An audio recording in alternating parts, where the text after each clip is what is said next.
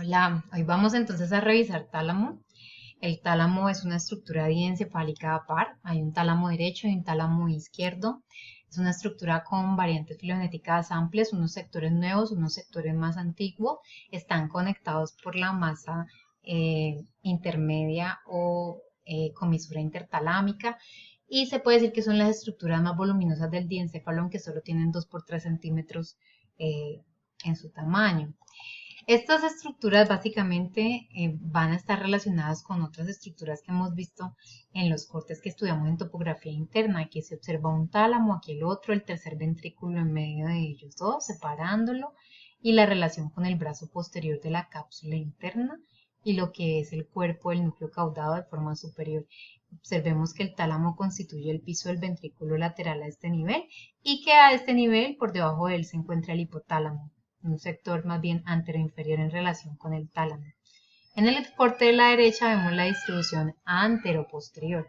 En esa distribución anteroposterior se observa la relación con la rodilla de la cápsula interna, con la región retrolenticular de la misma, el tercer ventrículo separando los dos tálamos y bueno, toda su extensión y su morfología ovoide. Está dividido en núcleos. Los núcleos los vamos a separar en unos núcleos que vamos a llamar núcleos de contenido y otros núcleos que vamos a llamar núcleos de contexto. Los núcleos de contenido, como su nombre lo indica, van a permitir la relación con sectores corticales particulares para la manipulación o la influencia sobre un contenido particular. Y los núcleos de contexto van a influir de una forma inespecífica sobre las tareas generales de la corteza cerebral y su actividad eléctrica, generando actividades que sobre todo tienen mucho que ver con lo emocional y son dependientes del contexto, por lo cual reciben su nombre. A esos núcleos de contenido también lo vamos a llamar núcleos específicos y se denominan específicos por varios motivos. Establecen una conectividad específica con un área cortical particular, llegan a una lámina específica dentro de esa área y tienen que ver entonces por lo tanto con una tarea específica para ellos. Los inespecíficos, como mencioné anteriormente, que son los de contexto, por tener esa distribución tan amplia sobre la corteza de forma difusa y no llegar a una lámina particular, sino distribuirse por cualquiera de las 6 láminas en el sector que están abordando, aunque con una tendencia un poco preferencial hacia la lámina 1, ¿cierto? Reciben el nombre de núcleos inespecíficos. Bueno, en cuanto a las funciones que están asociadas a estos núcleos, pues los núcleos específicos pueden tener una distribución o una clasificación. Se consideran como núcleos de relevo aquellos que manejan información sensorial y se conectan con cortezas sensoriales. Núcleos motores, los que manejan información motora, participan en circuitos de regulación motora y tienen conectividad con cortezas motoras. Y núcleos asociativos, aquellos que tienen una conectividad preferencial con sectores corticales que tienen alta actividad asociativa, sobre todo multimodal o cognitiva. Entonces vamos a separarlos en sectores, la región anterior, la región lateral y la región medial, que me disculpan los colores en la diapositiva, pero son para referirme a un gráfico de Netter que les voy a mostrar ahorita más adelante. Entonces allí vamos a encontrar los diferentes núcleos. Y los núcleos inespecíficos van a estar entonces en la llamada región intralaminar, que realmente corresponde a la lámina medular interna, que es una estructura que aparte de conjuntos nucleares particulares, tiene también tejido conectivo, glías, y que va a estar atravesando fibras, ¿sí? Y va a estar atravesando el tálamo para generar estos sectores anatómicos que yo les voy a mostrar. Quiero anotar que en la diapositiva hay un núcleo en color verde al lado izquierdo superior que hemos ignorado hasta el momento. Quiero que lo tengan a un lado porque no obedece a los principios principales de los núcleos que estoy mencionando y tiene unas características funcionales imprescindibles para comprender cómo es la mecánica de la relación tálamo-cortical en términos generales. Se llama el núcleo reticular. A diferencia de todos los núcleos del tálamo que he mencionado hasta el momento, este núcleo es GABAérgico. ¿Eso qué quiere decir? Que los núcleos que he mencionado hasta el momento son núcleos excitatorios, glutamatérgicos, que pueden producir otras sustancias, pero cuya dinámica funcional con la corteza está basada principalmente en su conectividad glutamatérgica recíproca, de forma excitatoria. Aquí entonces vamos a comenzar a estudiar uno por uno estos núcleos talámicos.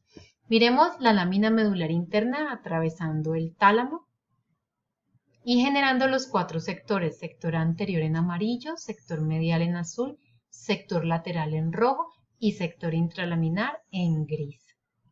Observemos esta línea punteada a través de la cual vamos a hacer un corte transversal que nos va a permitir la observación de esta imagen del tálamo. Y aquí están embebidos los núcleos intralaminares al interior de la lámina medular interna. Para empezar, estudiaremos la región anterior, donde está localizado el núcleo anterior. Es un núcleo de carácter asociativo con conectividad preferencial con cortezas de tipo emocional o límbico, como es el caso del girocíngulo en toda su extensión, preferencialmente hacia el girocíngulo posterior, y vamos a encontrar una conectividad alta también con sectores de corteza entorrinal y sectores basales de la corteza prefrontal humana. Recibe información subcortical procedente de varios sectores, así como los demás núcleos. Yo voy a mencionar en esta presentación las aferencias subcorticales principales y los invito a profundizar en la conectividad aferente y eferente en sus estudios personales de tálamo. La entrada representativa sería la que proviene de los núcleos mamilares del hipotálamo a través del haz o fascículo mamilotalámico. Eso en términos generales lo involucra con aspectos emocionales, lo involucra con la consolidación de la memoria a través del llamado circuito de Papez, para empezar. Por otro lado tenemos el núcleo dorsomediano que está ubicado en la región medial, que es un núcleo grande, asociativo también, pero con una tendencia a una conectividad con regiones más hacia lo cognitivo, aunque estas dos tareas ya sabemos que son inseparables, pero estoy hablando de unas tendencias funcionales. Esta conectividad del dorsomediano se da con la corteza prefrontal en sus 3 caras, de forma principal: prefrontal dorsolateral, prefrontal medial y prefrontal basal. Y de hecho, esta conectividad para muchos morfólogos define el prefrontal, por lo cual el área 8 ha sido incluida dentro del prefrontal en varias ocasiones porque recibe información desde el dorsomediano, aparte de las ya mencionadas áreas del prefrontal, como el área 9, 10, 11, 12, 47, 13, 14 y 46. Vamos a encontrar entonces en el sector lateral los núcleos divididos en 2 vertientes, una ventral y una dorsal.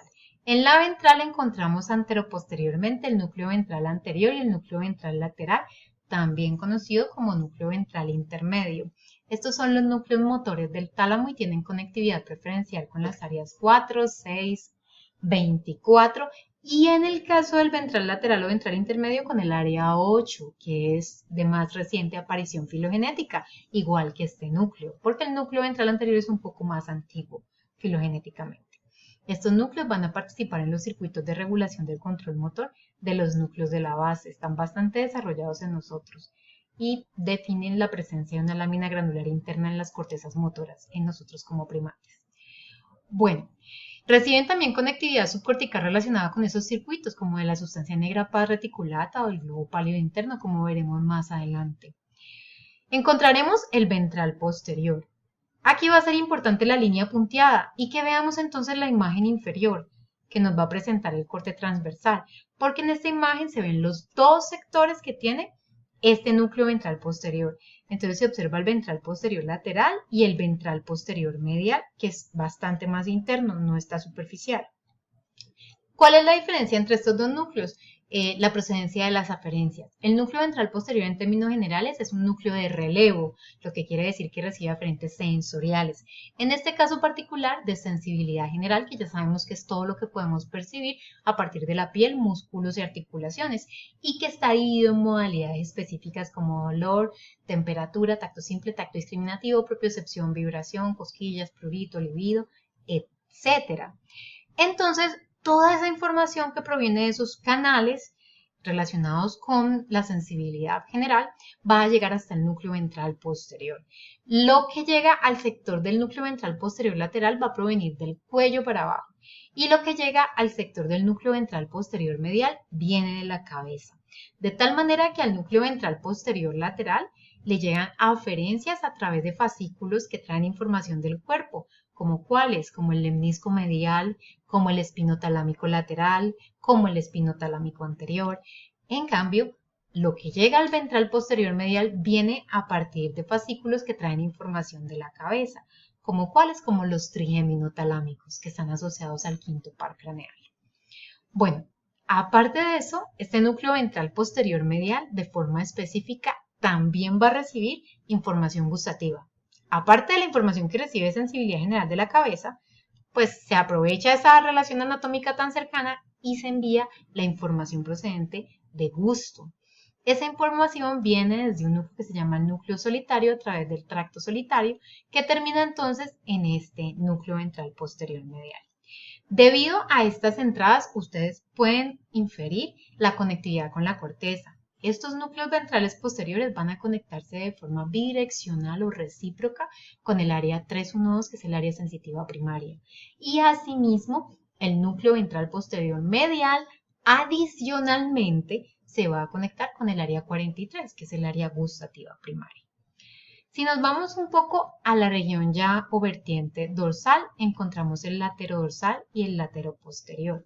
El laterodorsal y el lateroposterior tienen pobre desarrollo en el humano, se consideran casi que un solo núcleo y reciben conectividad de forma preferencial de las áreas 5 y 7, que son las somatosensoriales secundarias. Detrás de estos dos núcleos se encuentra la llamada cola del tálamo o núcleo pulvinar, que es gigante, y este pulvinar suele ser asimétrico, tener un tamaño superior en relación con el hemisferio dominante. ¿Cómo se establece la conectividad del pulvinar? Tiene relación con áreas asociativas posteriores, sobre todo con la transición temporoparietal. Está asociado entonces al lenguaje. Ahí vamos a encontrar áreas como el área 40, el área 39, el área 21, el área 22, que habíamos mencionado que dependiendo del sector están involucradas con este conjunto que denominamos la zona de Wernicke. Y también vamos a encontrar los sectores secundarios de estas áreas, ¿cierto? El área 21 y 22 en ciertos sectores son secundarias auditivas y asimismo las áreas secundarias visuales, como las áreas 18 y 19, e incluso algo de conectividad con el área 17 o visual primaria. Entonces, el pulvinar tiene una conectividad amplia con sectores posteriores de integración sensorial, sectores multimodales, bien representativos y está asociado entonces con praxias y noxias y con el lenguaje. Vamos a encontrar por debajo de él los núcleos geniculados. Hay un geniculado lateral y hay un geniculado medial. El geniculado lateral en el humano tiene una organización muy estricta, es un núcleo bien organizado, tiene 6 láminas grandes distinguibles histológicamente y una lámina muy pequeña y algo difusa llamada lámina S. Ese núcleo geniculado lateral es un núcleo de relevo. Es un núcleo de relevo específicamente para información visual, o sea que hace relevo de información que viene de la retina y va para el área 17 o área visual primaria.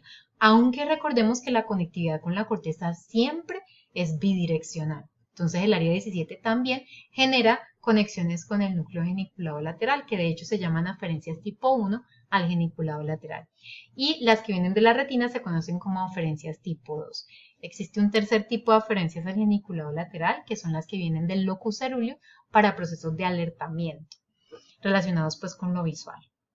Entonces vamos a encontrar una organización estricta.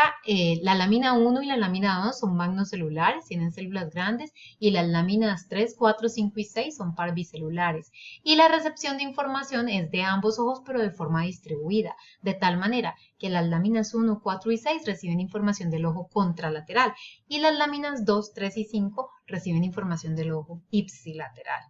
También va a haber una recepción diferencial de información dependiendo de las células ganglionares de las cuales se esté trayendo la información de la retina. O sea que algunas láminas van a recibir información más especializada o que distingue características como involucradas en procesamientos posteriores con forma, con colores más detalladas, como las láminas 1 y 2, que van a recibir entradas a través de fibras tipo A, mientras que las láminas 3, 4, 5 y 6 reciben información a través de fibras tipo B. Y la lámina S, que les dije que era bien delgada, recibe información a través de fibras tipo C, pues que son fibras amilénicas de una conducción menor. Eso en términos generales, como abrebocas, ya nos habla del grado de complejidad que maneja el geniculado lateral.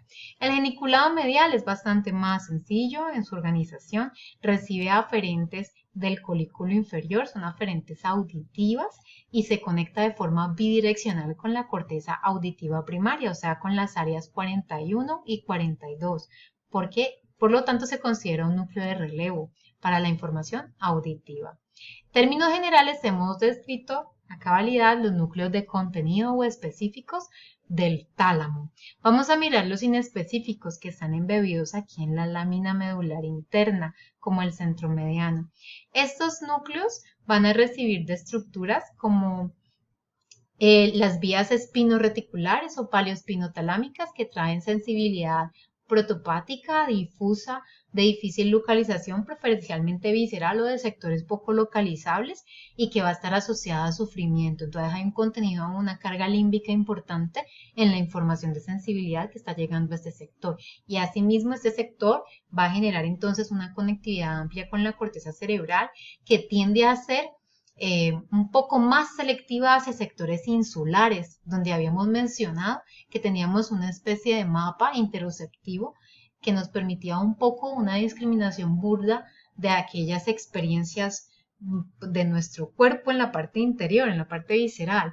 Entonces, digamos que esta conectividad con la ínsula va a ser representativa, aunque no única, de estos complejos nucleares. Básicamente también es un núcleo o un conjunto de núcleos que van a ser importantes durante las etapas de sueño, porque ellos van a mantener una conectividad amplia y a seguir ejerciendo influencia eléctrica sobre la corteza de forma difusa durante las etapas del sueño, incluso durante las etapas más profundas.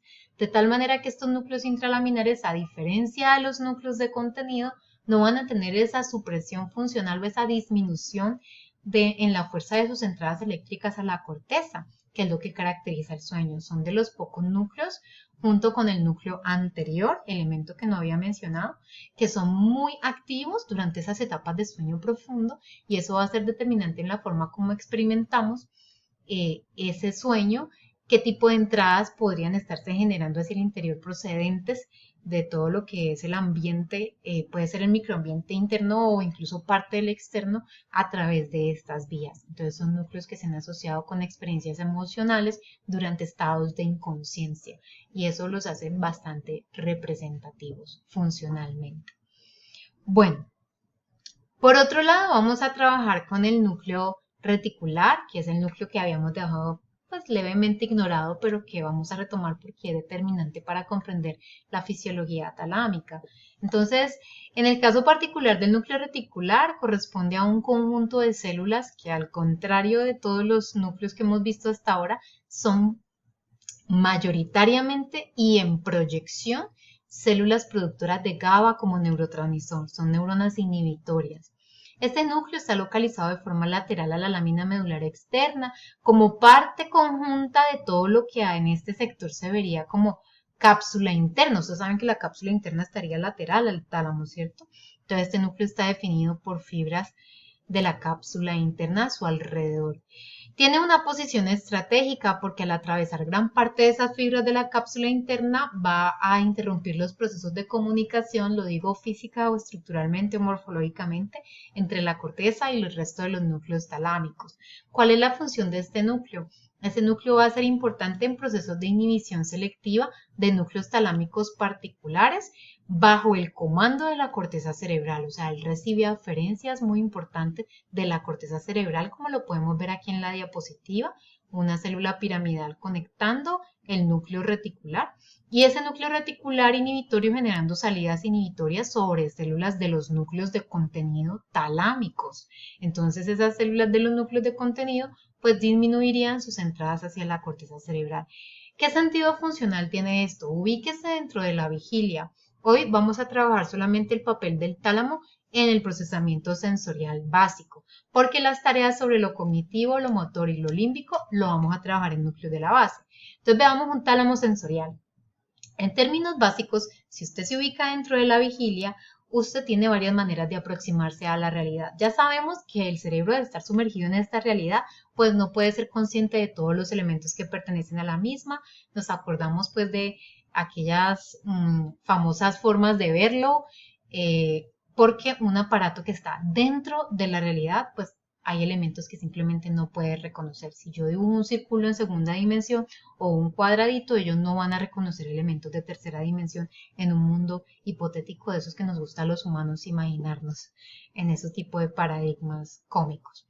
Bueno, por ese lado tenemos un límite para entrar en contacto con la realidad. El segundo límite que yo le había descrito a usted en el curso era el hecho de que los órganos de los sentidos tienen también una capacidad específica para sensar la realidad, o sea que tienen unos límites. Yo percibo cierto rango de decibeles, lo habíamos mencionado en corteza auditiva, no todo, sino lo que yo puedo escuchar con mi aparato sensorial, lo que se puede sensar a través de esos aparatos es lo que yo puedo percibir. Entonces tendríamos un límite que estaría dado por la capacidad de sensado de los órganos de los sentidos. Y ahora viene un tercer filtro para esa realidad, que este sí funciona más como filtro, que es la conversación entre el tálamo y la corteza, el circuito córtico tálamo cortical, donde la corteza observa el tálamo, voy a hablar de forma figurada, por favor, voy a ser metafórica, observa el tálamo como aquel lugar que le puede permitir filtrar la información. Cuando la información es muy novedosa, la información entra a la corteza pasando por el tálamo desde los órganos de los sentidos, casi que sin ningún filtrado, y estamos embebidos en nuestra experiencia sensorial como en nuestras etapas iniciales del neurodesarrollo. Pero una vez los estímulos van dejando de ser novedosos y son cada vez más comprendidos, no es necesario tener todo ese disfrute o estar embebidos en esa experiencia sensorial, sino que esa experiencia sensorial puede ser limitada. De tal manera que con constructos que ya tenemos podemos generar un impacto grande sobre la experiencia sensorial que estamos teniendo. Recuerden que las áreas secundarias generan actividad predictiva sobre las áreas primarias y eso se suma a la experiencia de la realidad para generar pues la experiencia total de lo que nosotros vivimos como real. Entonces es una suma de lo que ya tenemos o los conceptos previos o la información previa más la experiencia a la que nos estamos sometiendo en un momento dado. En ese sentido, la corteza puede reforzar algún tipo de experiencia y suprimir otra. No es necesario que todo el tiempo estemos experimentando todo lo que se puede sensar a través de los órganos de los sentidos. De esta manera, si usted está viendo este video, es muy probable que lleve un rato ignorando el dedito pequeño del pie o el lóbulo de la oreja. O si estuviera en su salón de clase, ojalá, pues podría estar ignorando después de un rato el sonido del aire acondicionado si existe. O podría estar ignorando sonidos naturales a los que se ha acostumbrado y que ya no se ha dado cuenta que están. Entonces, los estímulos siguen presentes, no han desaparecido, pero nosotros lo que hacemos es prestar atención a lo que es más representativo para nuestro funcionamiento en un momento dado. Si yo estuviera de pie, tendría que recibir muy bien la información proveniente de las plantas y del grupo muscular inferior que me permite vencer la gravedad, pero habría detalles elementales como les mencioné ahorita, ¿cierto? Que podría obviar porque no son tan representativos para la tarea que yo estoy ejecutando en un momento dado.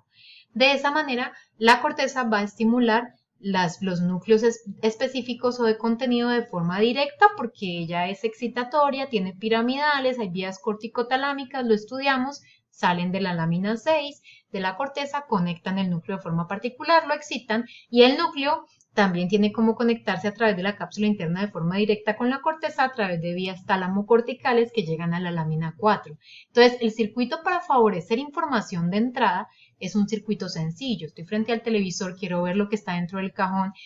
La corteza visual primaria excita el geniculado lateral le responde a la corteza visual primaria. Ese tipo de entrada se ve favorecida, ¿cierto? Sin embargo, mi gato comienza a pasarse alrededor del televisor y yo ya llevo 5 años viéndolo pasarse alrededor del televisor.